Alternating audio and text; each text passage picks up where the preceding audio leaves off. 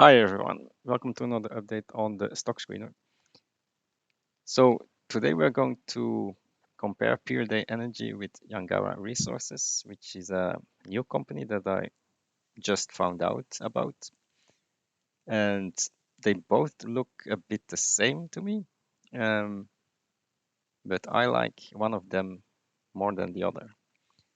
But before we start, let's recap on why we need to invest in natural gas. There are main reasons. So two main reasons. The first one is the EV boom, which is coming to fruition in the next couple of years. And on the other side, we have the US EU gas arbitrage. So let's talk about the EV boom first. I think this is something that will play out in the coming years. I always like to show this chart here. So this is the demand for oil, and it is forecasted to start declining somewhere in 2030 when EVs are the only cars that you can buy in Europe. So diesel cars, gasoline cars are all banned from that year onwards. So you will see that oil demand will start declining. Why is this? Because world demand for oil, most of it is transportation, 50%. So all of this is going to decline and oil is not going to be in demand. It is going to slow down, okay? Instead, they will go to natural gas, of course. And here the demand is rising. Why? Because cars, EV cars, don't use oil. They use natural gas. Why? Because it's electricity. And electricity is produced by natural gas, uranium, coal, solar panels, and windmills, right? So you will see a shift from oil going to natural gas. That is the long-term play. The second one is the arbitrage. And here we know that we have an arbitrage between the EU TTF Dutch gas, which is still around 35 per MMBTU, and US gas is at $6 per MMBTU. So here we have an arbitrage that will close, and that's what we are playing on. ICO gas is now following the US gas. With pipeline expansions next year, this is going to be the case in the future as well. So we are going to invest in Canadian gas at this point because of this arbitrage. Why not in oil? Oil doesn't have this arbitrage. So WTI oil is almost the same as Brent oil. This is the WTI price. So there's no arbitrage on oil, right? There's only an arbitrage on gas. So that's why I like gas more than oil. And that arbitrage gap is going to close. We had this news here about Freeport LNG. They are saying that they will be restarting production mid-December and will get to 2 BCF per day of production in January. That's a lot, and they are going to increase that production uh, up until March using both docks. And I hear that there is a fourth train coming, so probably they will go to 4 BCF, double the 2 BCF here in maybe a few years. So this is going to close the arbitrage gap even faster. And more LNG projects are coming in 2026. So it's looking very good, this arbitrage gap. Now let's take a look at the two companies. So we have Pieridae Energy and Yangarra Resources. Looking at the charts, they look pretty similar, but Pieridae Energy looks to be outperforming Yangarra. This is flat, and this is actually rising. So why is this? And I like Pieridae Energy more than Yangarra, actually. So looking at these charts, I may be right in that. So let's take a look at the metrics. So both have a similar market cap.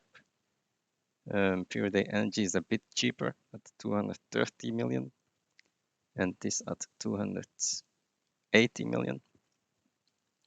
PE ratios are about the same, 2.5 at the same ICO price. They have around the same amount of debt, 200 million.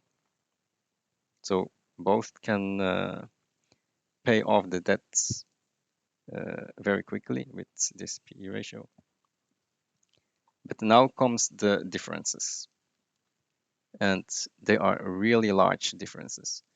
So Pieridae Energy has an average interest rate on that debt of 20%, while Yangarra only 6%. So Pieridae Energy has more financial leverage as they pay off that 200 million debt. So that's a plus for Pieridae Energy. They still have 2.5 PE ratio, even at 20% interest rates.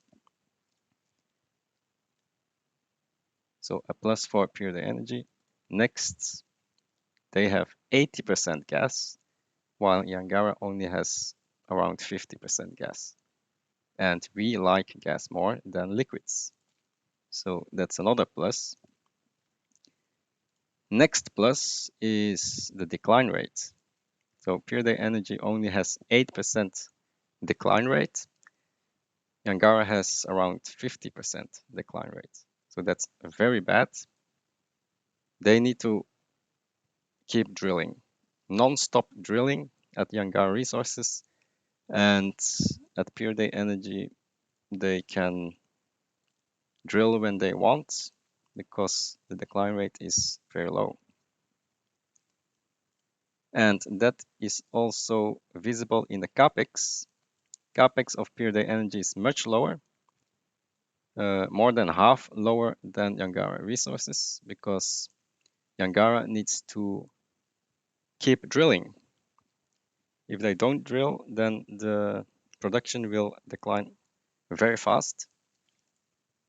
So mandatory drilling is actually very bad, because what if there's a labor shortage? What if there is no drilling fluid or no drill rigs? What if there is a lot of inflation? So this is a very dangerous thing to have, too high capex compared to the market cap. This is much safer with a low capex and good wells. Next up is operating costs. So this is where Pieridae Energy is not that good. They have very high operating costs, while Yangarra Resources has very low operating costs. But of course, if you have high operating costs, that means that you will have more leverage as well. Tax pools. Pieridae Energy has more tax pools, 700 million, and here only 300 million. So another plus for Pieridae Energy. Yangarra Resources will need to pay taxes faster than Pieridae Energy. I think Yangarra can still hold off a year, maybe 2 years, Pieridae Energy will be able to hold off much longer. Now comes the most important one, reserves. So the PDP reserves of Pieridae Energy are much higher at 10 years. Yangarra Resources only at 3 years of life. So they need to drill to keep this PDP reserves high. While Pieridae Energy has more reserves, which is good. On the TP reserves, it's also very good here. Yangarra has more TP reserves, but of course they need to drill this. And we know their history. They didn't have very good drilling history. So they also drilled empty wells, not very good. Royalties, here is a much higher royalty on Pieridae Energy, 16%. So here Yangarra is king here at 8%. And yeah, operating costs we already talked about. So I think there are more positives for this company than for Yangarra Resources. On valuation side, this is to illustrate that Pieridae Energy has more leverage to the ICO gas price. So at 3 ICO gas, both companies are loss-making at 0. So we do not want to have ICO go to $3. That's very bad. But today we are already at 6.2, and even at 5 we have a lot of upsides here. And for Yangarra at 5 we have, yeah, there's still upside, but not that much. And that's because of the high capex.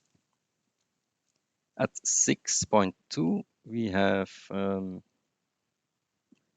maybe even triple upsides at Pieridae Energy, triple, quadruple. While at Yangarra Resources we have market cap of 270 going to 700. That's maybe a double, could be a triple. But you can see easily that there's more leverage, more upside here than at Yangarra, all because of the high capex. And then at $10 in the dream scenario, we see that 227 million can go to 3.5 billion. So that's more than a 10-fold, 15-fold, while at Yangarra we have less than a 10-fold, from 275 million to 1.7 billion. So that's less than a 10-fold. Okay, so by comparing these two companies, we conclude that it's still better to have Pieridae Energy. And that's why we are staying in this company. And I'll see you in the next video.